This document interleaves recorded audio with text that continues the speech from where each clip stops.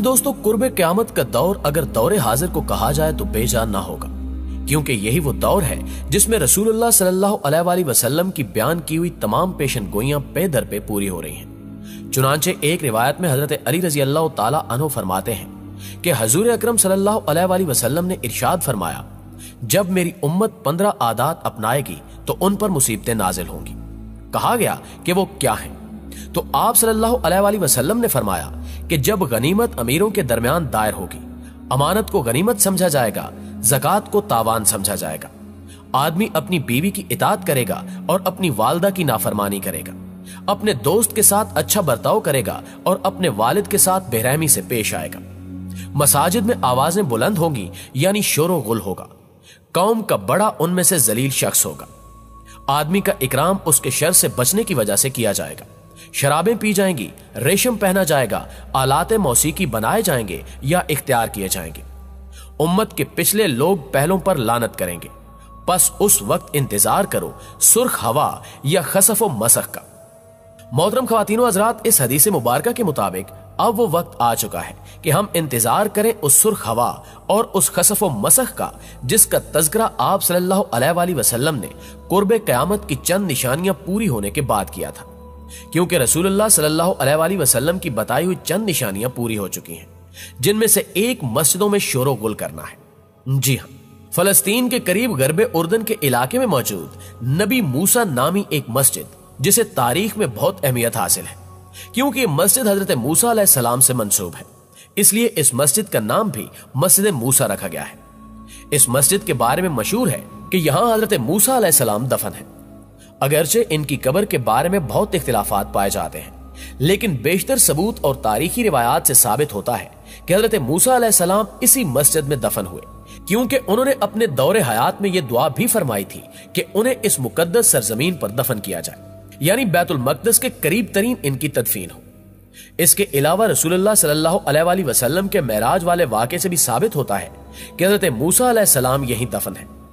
जब आप सल्लल्लाहु अलैहि वसल्लम निहायत शान शौकत से मलाइका के जलूस में मस्जिद हराम से मस्जिद अक्सा की तरफ रवाना हुए तो हजरत जिब्रील अलैहिस्सलाम अर्ज करते हैं कि हजूर यहां उतर कर 2 रकात नफल अदा कीजिए, ये आपकी हिजरत गाह मदीना तैयबा है। नफल की अदायगी के बाद फिर सफर शुरू होता है। रास्ते में एक सुर्ख टीला आता है जहां हजरत मूसा अलैहिस्सलाम की कब्र है। हजूर सल्लल्लाहु अलैहि वसल्लम इरशाद फरमाते हैं कि मेराज की रात में सुर्ख टीले से गुजरा तो मैंने देखा कि वहां मूसा अलैहिस्सलाम की कब्र है और वो अपनी कब्र में खड़े होकर नमाज अदा कर रहे हैं। फिर देखते ही देखते बैतुल मक़दस भी आ गया और नाजरीन, इस मस्जिद का महल्ले वकू भी कुछ इसी तरह का है, जिसकी निशानदेही करते हुए सलाहुद्दीन अय्यूबी ने यहाँ मजार और मस्जिद को तामीर करवाया और इसे मस्जिद नबी मूसा का नाम दिया, जिसके बाद से अब तक मुसलमान हजरत मूसा अलैहिस्सलाम की याद में 1 हफ्ते तक यहाँ त्योहार मनाते हैं और इबादत करते हैं। और इसकी वजह यह बनी कि जब भी साल के इख्तिताम पर ईसाइयों का बड़ा दिन आता तो वो एक बड़ी जमात में यहाँ पहुंच जाते और अपनी रसूमात अदा करते। लिहाजा सुल्तान सलाहुद्दीन अय्यूबी को यह खदशा लाख हुआ कि कहीं वो इस पर कब्जा ना कर ले, इसलिए इन्होंने मुसलमानों को यहाँ 1 हफ्ते तक त्योहार मनाने का हुक्म दिया, ताकि जब भी ईसाई यहाँ आए तो मुसलमानों की एक बड़ी तादाद यहाँ पहले से मौजूद हो और ईसाई यहाँ पर कब्जा ना कर सके। अब इसी मस्जिद में रवां हफ्ते एक ऐसा वाक़या रुनुमा हुआ है जिससे हर मुसलमान में गम और गुस्से की लहर दौड़ गई, क्योंकि मस्जिद मूसा में गुज़श्ता दिनों फलस्तीनी अथॉरिटी की इजाजत से एक मुतनाज़े तकरीब का इनेकाद किया गया, जिसमें कुछ नौजवान लड़कों और लड़कियों ने वहां पर न सिर्फ शराब नोशी और शोरो गुल किया बल्कि मस्जिद में डांस किया और सोशल मीडिया पर डांस की लाइव वीडियो भी नशर की। और इस पार्टी के लिए गुलकारा के तौर पर जिसे चुना गया वो समा अब्दुल हादी नामी एक फलस्तीनी मुसलमान डीजे थी, यानी मुसलमानों के खिलाफ मुसलमानों को ही इस्तेमाल किया जा रहा है, और वो भी एक खातून को, ताकि मामले को बढ़ावा दिया जा सके और ज्यादा से ज्यादा फितना और फसाद खड़ा किया जाए।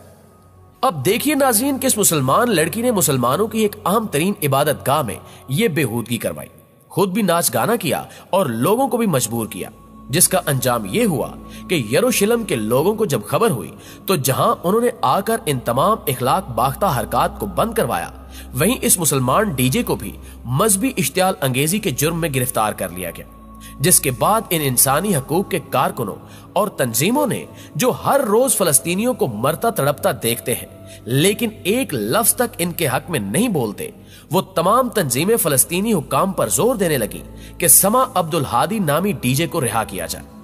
जबकि फलस्तीनी अखबार में इस मुसलमान समा अब्दुल हादी को मजलूम बनाने के साथ साथ फलस्तीनी टेक्नो क्वीन के अलकाबात से नवाजा जा रहा है, ताकि फलस्तीनियों का दुनिया के सामने इमेज ही तब्दील कर दिया जाए। और फिर इस मामले की नोयत को एक साजिश के तहत इस तरह बदला जा रहा है कि एक सैरो सियाहत वाले मकाम पर अगर किसी ने नाच गाना कर भी लिया तो इसमें मजायका नहीं होना चाहिए। इसी पर बात करते हुए इतलात के मुताबिक समा अब्दुल हादी नामी गुलकारा का कहना है कि उसके पास वजारत सियाहत की जानिब से फिल्म की शूटिंग के लिए इजाजतनामे मौजूद है,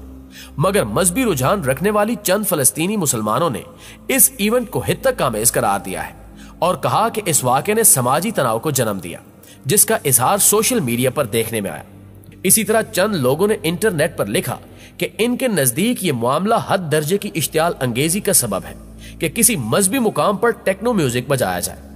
अगरचे गुलकारा के पास दरकार इजाजतनामे मौजूद थे, लेकिन एक मुसलमान खातून होने के नाते एक इबादत गाह, और वो भी मस्जिद जैसी इबादत गाह में कि जिसे मुसलमान अल्लाह का घर जानते हैं, वहां ये बेहूदगी करवाना कहां की मुसलमानियत है। लेकिन इन तमाम चीजों को बालाए ताक रखते हुए वो तमाम लोग जो आज तक मजलूम फलस्तीनियों के हक में नहीं बोले, वो समा अब्दुल हादी की रिहाई के लिए मुहिम चलाने वाले कारकुनों के साथ मिलकर न सिर्फ मुजाहरे कर रहे हैं बल्कि एक ऑनलाइन पिटीशन भी शुरू कर रखी है, जिस पर अब तक कई हजार लोग दस्तखत कर चुके हैं।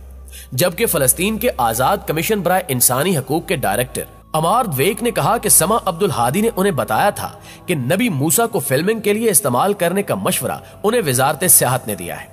उन्होंने बीबीसी को बताया कि समा ने उन्हें बताया था कि उनका किसी मजहबी गिरोह के एहसासात को ठेस पहुंचाना मकसद नहीं था। लिहाजा इस बुनियाद पर अमार द्वेक ने अपने ख्यालात का इजहार करते हुए कहा कि वो समा अब्दुल हादी की हिरासत को एक गलती तस्वुर करते हैं जिसका अजाला होना चाहिए। जबकि इंसानी हकूक के फलस्तीनी ग्रुप अल हक के जनरल डायरेक्टर शावान जबारियन ने भी तंजीम के फेसबुक पेज पर जारी किए गए अपने बयान में इस हिरासत की मजम्मत की। ताहम फलस्तीन के वज़ीर आज़म ने इस वाक़े की तहकीकात के लिए कमेटी कायम कर दी है और साथ ही मंगल को फलस्तीनी अथॉरिटी ने समा अब्दुल हादी की जानिब से जमानत की दरखास्त मुस्तरद करते हुए इसकी हिरासत में मजीद 15 दिन का इजाफा कर दिया है। लेकिन ताहाल कोई फैसला सामने नहीं आया और उम्मीद की जा सकती है कि फौरी तौर पर इस मामले में मुलव्विस मुजरिमों को सजा दी जाए, ताकि आइंदा कोई इतनी हिम्मत न कर सके कि किसी के मजहबी मुकामात को अपनी बेहूदगी का निशाना बनाए। प्यारे दोस्तों, याद रहे कि ये वो लोग हैं जिनके सामने रोजाना की बुनियाद पर कई औरतें जालिम दरिंदों का निशाना बनती हैं। जहां इस्राएली फौजी हर आए दिन औरतों की बेहरमती करते हैं, लेकिन किसी में इतनी इंसानियत नहीं जागती। और अब अगर इस औरत को, जिसने बिलाशुबा गैर कानूनी और गैर इखलाकी हरकत सरंजाम दी हैं, इसको गिरफ्तार कर लिया गया तो सबकी इंसानियत जाग गई है। हर एक तंजीम इसके हक में आवाज उठा रही है। प्यारे दोस्तों, जरा गौर करें तो मालूम होता है कि शैतानी ताकतों के लिए ये औरतें किस कदर अहमियत की हामिल हैं। यही नहीं बल्कि हर वो औरत इनकी नजर में अहम है जो इस्लामी अहकामात को पसे पुष्ट डालकर बेहयाई को अपना शार बनाए हुए है, चाहे वो वतन अजीज की कोई दोशीजा हो या दुनिया भर में कहीं से भी ताल्लुक रखती हो। हर जगह ऐसी औरतें शैतानी ताकतों के लिए कीमती हैं।